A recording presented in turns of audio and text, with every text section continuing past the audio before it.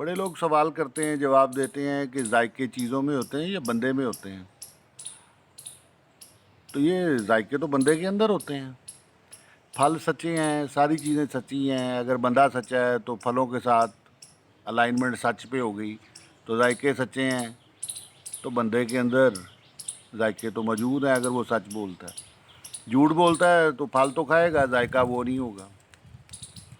تو 100% ذائقہ اسے ہی میسر آئے گا جو سچ بولے گا۔